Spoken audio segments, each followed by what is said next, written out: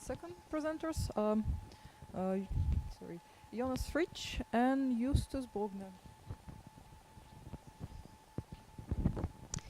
So, from sunny skies we come back to Earth now. So welcome to our talk.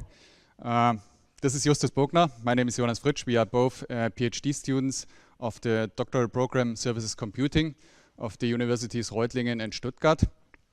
And we will today present our study about microservices in the German industry. So in particular, we will talk about technologies used by industry, microservice characteristics, which are appreciated or neglected by companies, and software quality. So this talk is actually based on a paper which was accepted at the ICSA conference, which will be held in March. So we will present more or less the content today.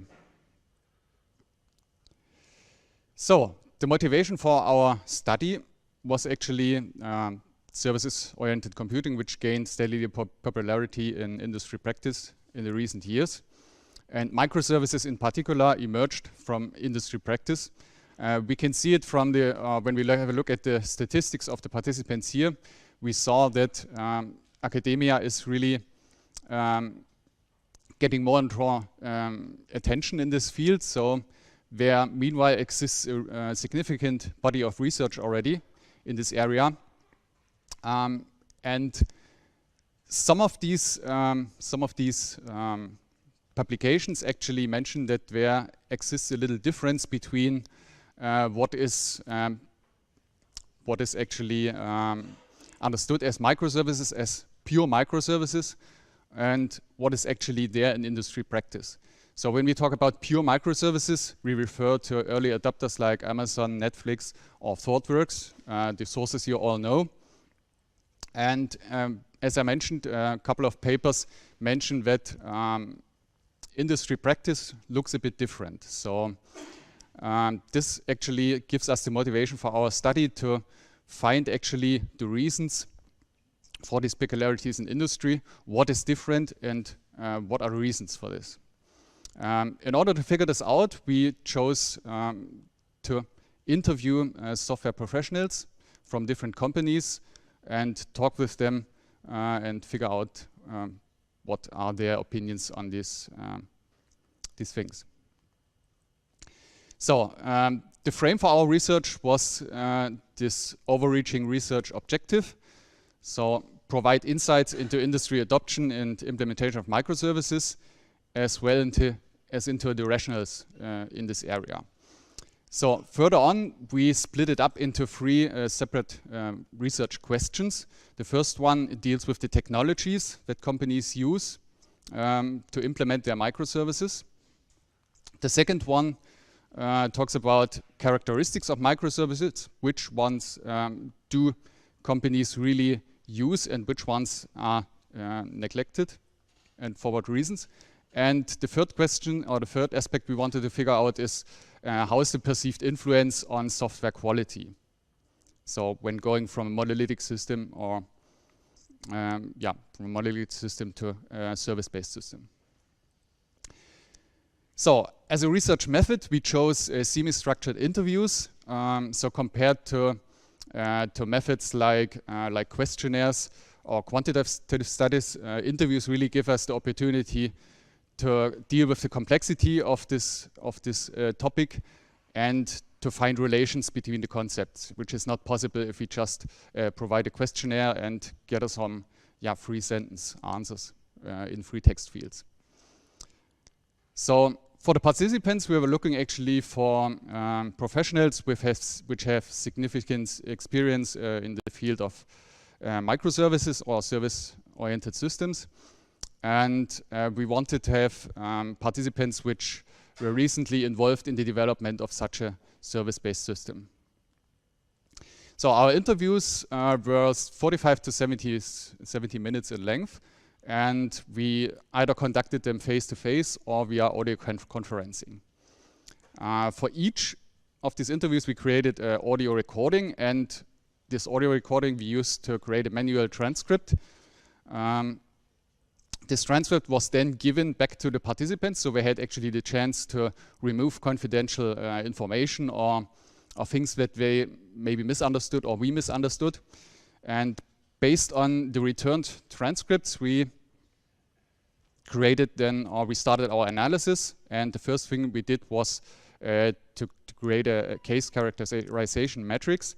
So where we structured and organized all the data. And in a second step, we conducted a cross-case analysis, means we try to figure out what are patterns and generalizations that we can draw from the different interviews. So all the artifacts are actually available in our online repository, which is freely available. So all the data is anonymized, so you cannot actually figure out which company is actually there. So that was also a prerequisite for our study. So I will hand over now to Justus, and he will present interview demographics and the first results. Thank you very much. So I'll give you some quick numbers about the general demographics of our interview study. So we had 10 companies that we interacted with. They were of various sizes. So we had small startup-like companies in there, but we also had global players with over 100,000 employees. And they were also in different domains. Most of them were software and IT service companies, but we also had retailers, for example, and other domains that I'll show you in a minute. From these 10 companies, we interviewed 17 different participants. They were in technical roles, so architects or developers mostly, and they had considerable technical experience, on average 15 years. And with these 17 participants, we talked about 14 different systems of various sizes, so from 6 up to 250 services, and also from very different domains, like automotive or retail.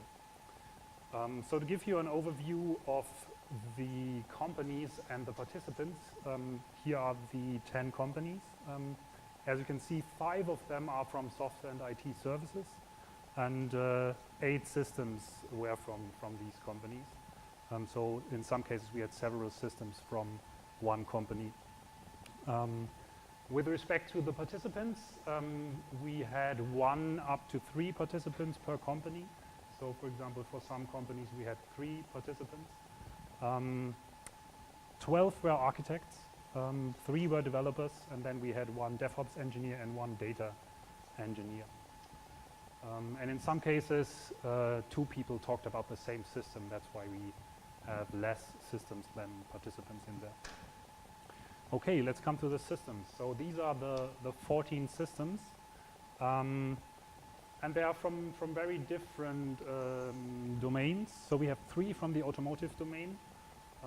We have 3 retail online shops, and all of them replaced a commercial off-the-shelf application, like for example Hybris or Intershop Infinity. We also had only 1 greenfield system, so only 1 system was built from scratch on the greenfield, and all the other systems had some kind of brownfield context. So there were a rewrite of an existing monolith. There were a continuous evolution from a more monolithic architecture to a more fine-grained service-based architecture. Or there were rewrite and extension.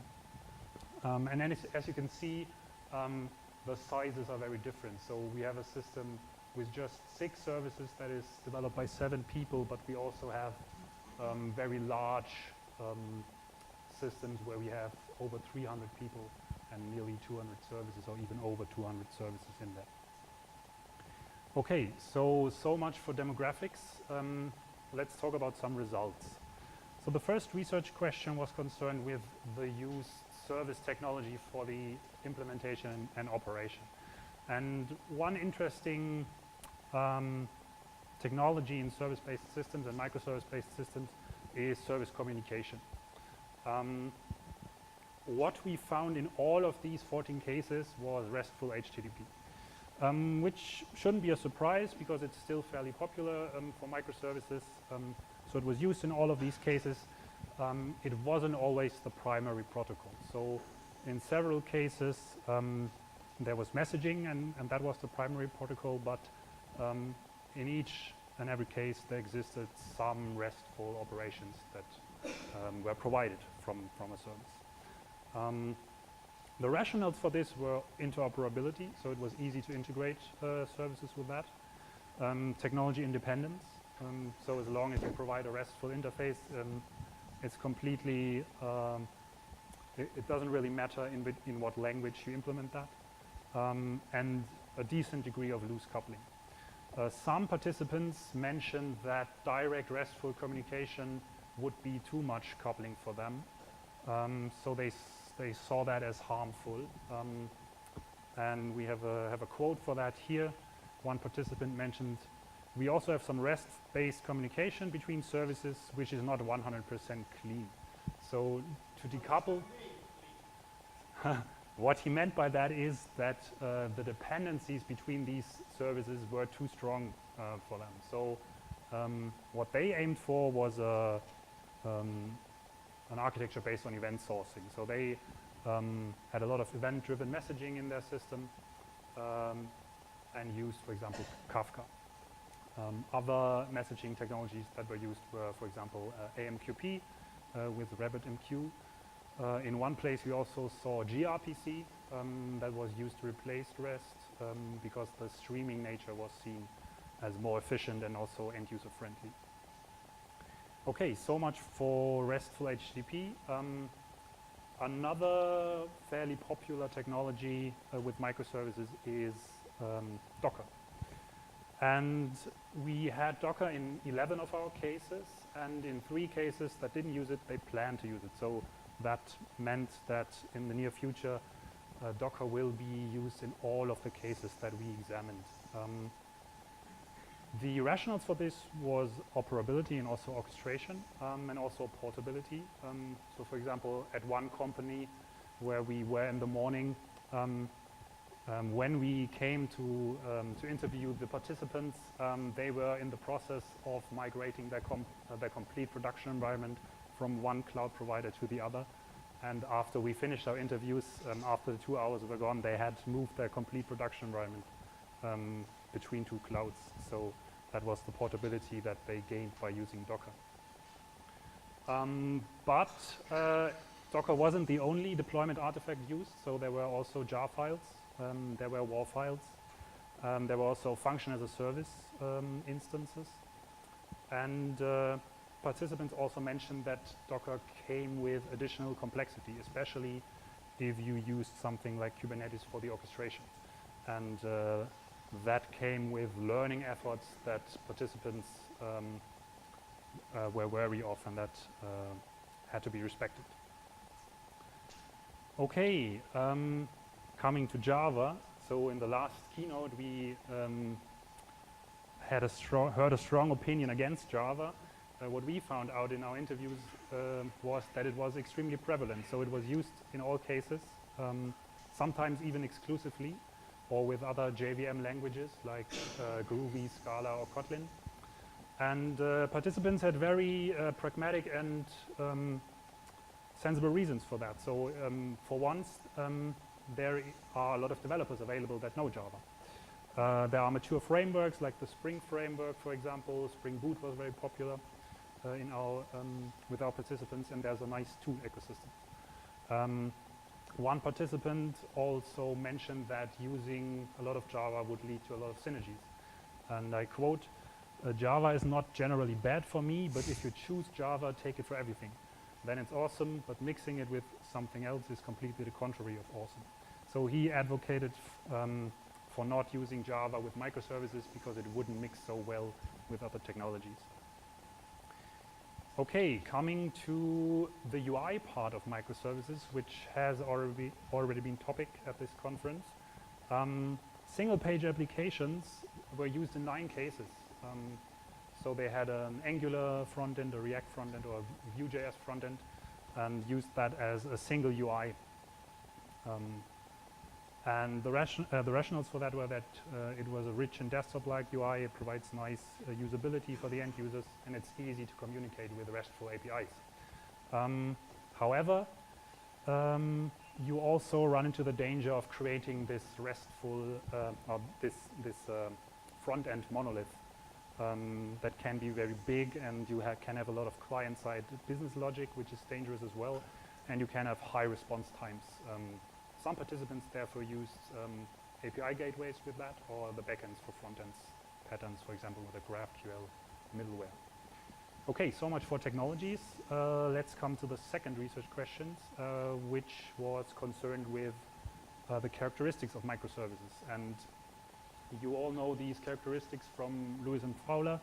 They're very popular, and we wanted to find out which of these were respected in industry and which were not, and why not.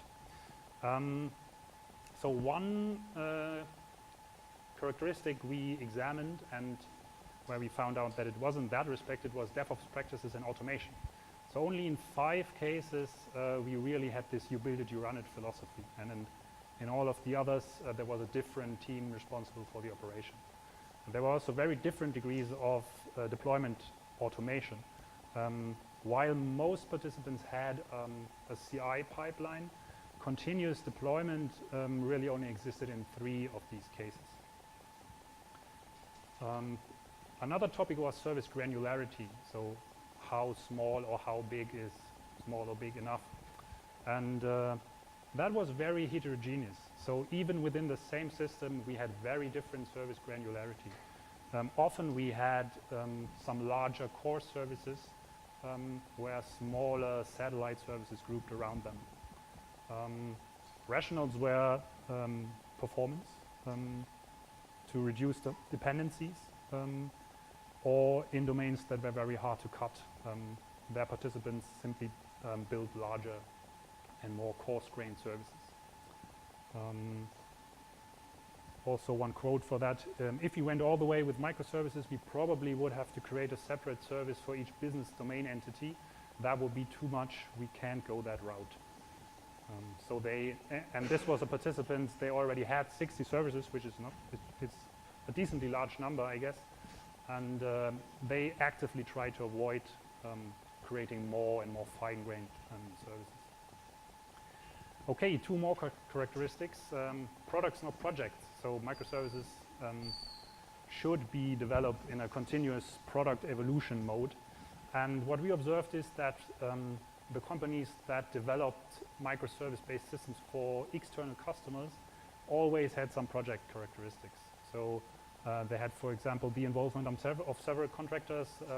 The operations was done by someone else. They had a large project team that was then reduced to a small maintenance team, and so on. Decentralization was also very different in the systems that were built for external customers. So we had a higher degree of governance for these external systems. For example, one quote in our case, the main challenge is to convince 300 people to move in the same direction. For that, we created a very large amount of guidelines and rules for service creation. So that sounds a little more like standardization and governance in a service-oriented architecture. But we also had some companies that really went nearly all in with decentralization and team autonomy. Most notably the 2 retailers. Decentralization obviously also leads to technological heterogeneity. If people are free to choose different technologies, they will most often do so. In general, we had less diversity than expected, though most companies consciously left the possibility open to use different languages or technology. It was seen controversially, so some companies, especially the very decentralized retailers, valued it highly, and some others perceived it as a bit dangerous. So one participant called it the hipsterization of technology, and that people wouldn't think about the underlying problems and just chose whatever technology was the newest, and he saw that as very dangerous. And with that, I give back to Jonas for the 3rd research question. Thank you. So we have seen that most of the systems were actually migrated from some monolithic system, and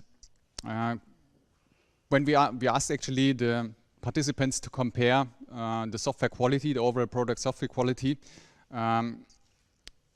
from the monolithic system that existed before to the microservice or service-based system that they have right now. So you all know this software quality model based on the ISO standard, and we have these 8 columns, which are the quality attributes that all contribute to the overall software product quality. And we asked our participants to rate each of these attributes with neutral, positive, or negative.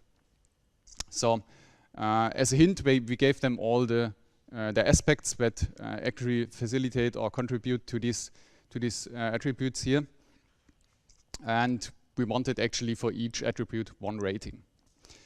So this is the result that we got actually. So blue are the positive mentions, orange are the negative ones, and gray the neutral ones. So we see at the first view that it looks pretty positive. And I will quickly actually go through all the attributes. So the most positive mentions received maintainability. So the smaller units actually were better understandable for the developers, and so they are easier to modify and to maintain in the end. But also other aspects are part of maintainability, like testability. So while for a single service, the testability is usually better, but it is actually more complex for the entire systems, because you have all these connections between the services, which makes it more complex. So we had a few negative mentions here also. But I think most participants would agree with this quote here. Maintainability is the killer attribute of microservice architectures, which came from one participant. So portability as the second one is perceived also positive by the majority of the participants, just because containerization and Docker technology, so you can easily port your system maybe to another cloud vendor. Reliability, the next one, is also something which is usually perceived positive, or actually we would expect it, but it comes with a cost. So one quote underpins this. They say that people move to microservices for reliability, but you need a lot of tools and knowledge to be more reliable than your old monolith. So this also takes into account that you have to monitor your entire environment, and we know we need a lot of tools actually to really have a reliable microservice architecture or system that is more reliable than a mature monolith. So compatibility also perceived very positive because of the low number of protocols that you have. So you have actually a possibility to connect services easily, so which facilitates the compatibility. Performance efficiency, the main aspect here is of course scalability. So one quote saying, constant and fast response times while increasing the load by a factor of 10 or 100, I think this will only work in microservice architectures. So most would actually agree with that. But we see that we have also a lot of neutral mentions, means or our observation was that not every service needs to scale. So scalability is important for certain services, but not for every service. We had a lot of systems where services were running just in a single instance. So this would not really benefit the performance, because then you have the communication overhead if you have a distributed system compared to a monolith. So usability and functional suitability should actually not be affected too much by the architecture, so I will skip this. But the most controversial aspect, discussion was about security. So we have actually two groups here.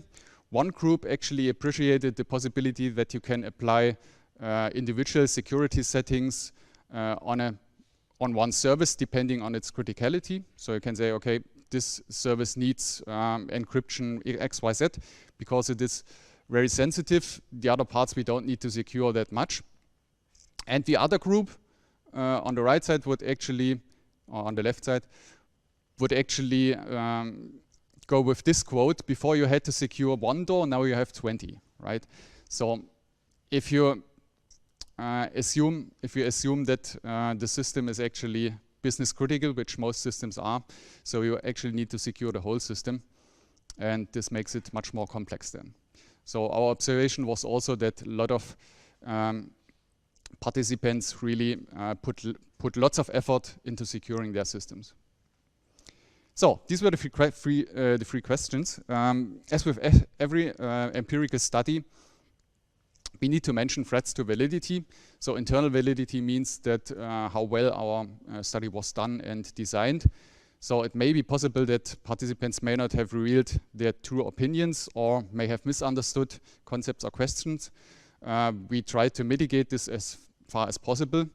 And also to mention is this researcher bias. So when we interpret the data and draw conclusions, it's also our personal influence on this data. So external validity, out of these 14 cases, of course, we cannot generalize the distributions that we found. In particular for the last questions, like last chart, like software quality. Also to mention, participants were actually exclusively based in Germany, and 52% of them were actually from software or IT service companies. So that may have an influence. How big it is, we cannot really tell. Okay, coming to the conclusions and implications. So this gives a quick overview or summary of the most important points. So we have seen RESTful HTTP and Docker containers were prevalent, but not without critique, because RESTful HTTP may increase coupling between services if used for communication between them. Microservices are rather used as a scale. So this was one of our results. Means companies only use a subset of the typical characteristics propagated for microservices and not everything. So they don't, you cannot say we have no microservice or we have microservices, but we have a kind of a subset of them. So next thing, we have a significant difference between internal and between internal systems and systems that were built for external customers by IT companies mainly. So they have, in general, more central governance, are less heterogeneous, and have more project character compared to a product character for internal systems. Yeah, and then we saw a tendency to rather fewer services and more coarse-grained services, which blurs a bit the line between microservices and service-based systems in general. So, as we've seen with software quality, the impact was perceived rather positive or neutral. This was the finding for our question 3. And this is it, more or less. So we hope that our findings are helpful for researchers that create industry-focused studies or methods, and hope that they take into account our findings. So thank you for that, and now we are waiting for your questions.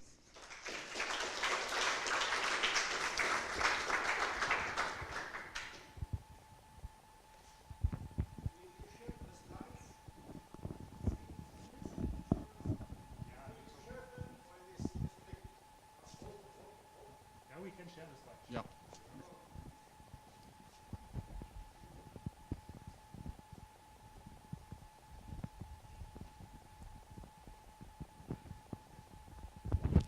One comment and then a question. So I like the studies, and also if you read the DORA report, often you see that there is a huge gap between what they call high performers and top performers, especially for instance on security.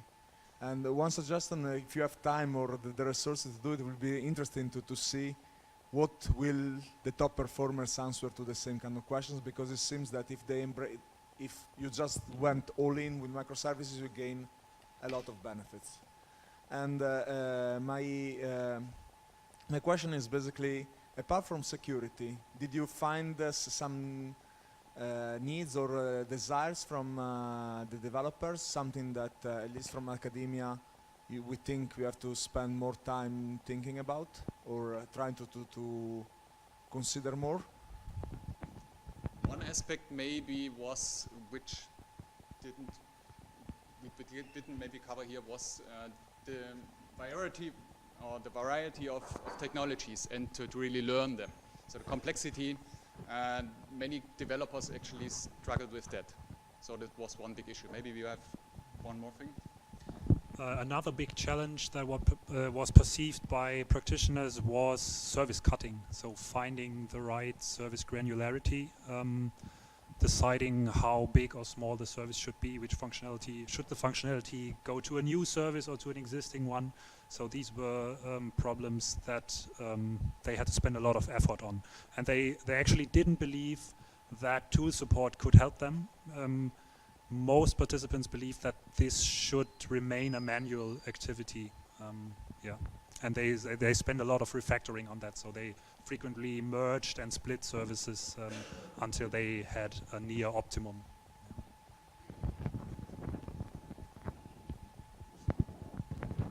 I just want to learn about the way that how you can say, let's say, try to say we might mitigate the bias from researcher, right? Because we always, if we conduct empirical study, and how we can try to say we mitigate those bias that we can use to interpret the results, because that is, of course, important to show, right?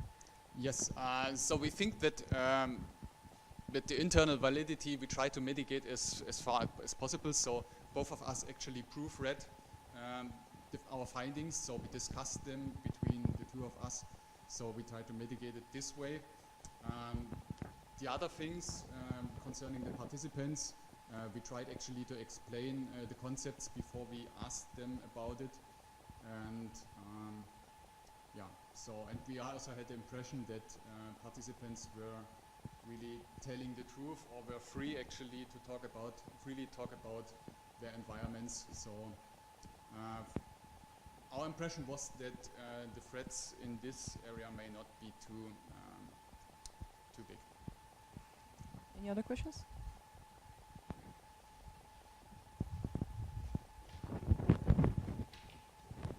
Sorry, thanks for the research work. Were you able to identify, or did you guess at any form of correlation between the, for example, granularity and the responses regarding maintainability? Or is it just too small a sample? We didn't actually look at correlations, because I think it's just too small a sample size. So it's just 14 data points. Yeah, we could have tried something like that and simply put every numeric data point that we had into a correlation matrix and look for stuff in there, kind of like explorative approach. But I think it's yeah, with 14 cases, it's just not valid enough. But it would be interesting if we had a large data set, and that would be really, really interesting. I agree. Okay, let's thank Jonas and Justus and go to a coffee break.